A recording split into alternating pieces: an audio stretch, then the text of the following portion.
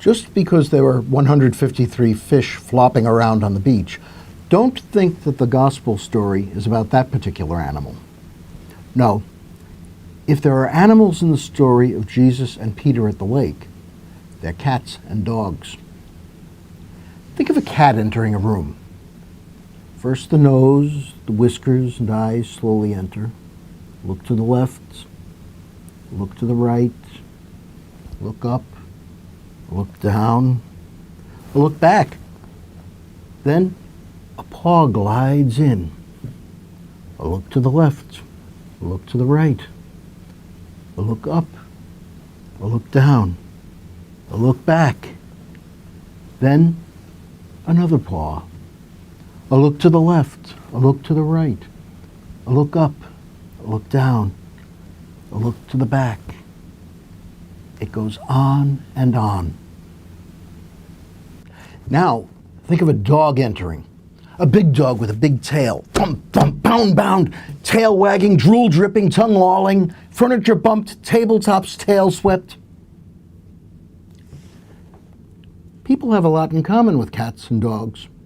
Perhaps that's why they're our favorite pets. There are cat people who like to plan things out.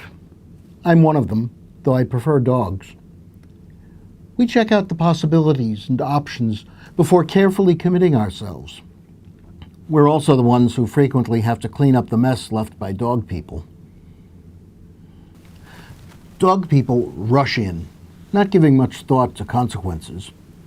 They think that problems need not be headed off, since if they happen, they can be fixed later, usually by cat people.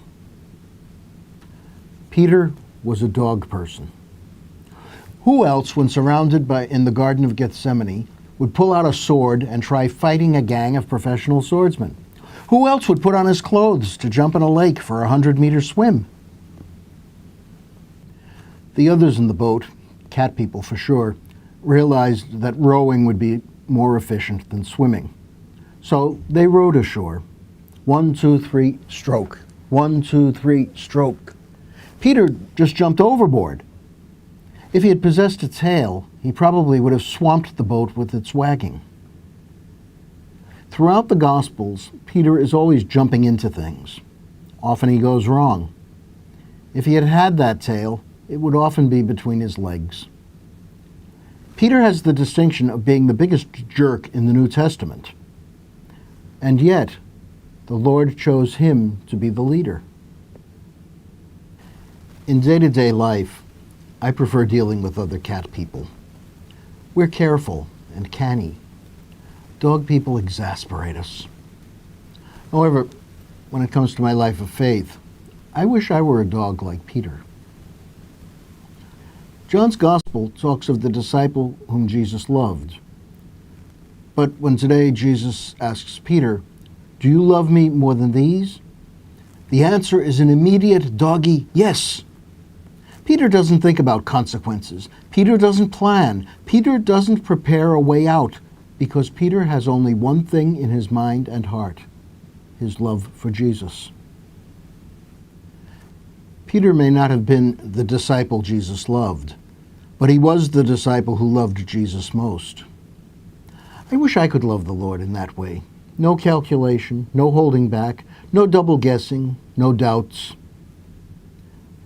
Can a cat become a dog? No. But I think and hope cat people can become dog people. It's not easy. Compared to it, bioengineering is child's play. How can it happen? It takes effort on our part. We have to grow in love of the Lord to the point where we one day find we're getting doggy. The first step is prayer. We must come to know the Lord as one who loves us as a dog.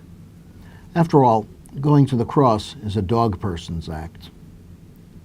Reflection on our experience and upon the Word of God will deepen our awareness of Christ's love. Gathering with our fellow Christians to share the sacraments, especially the Eucharist, is essential. Perhaps most important is to imitate the Lord's dog-like love.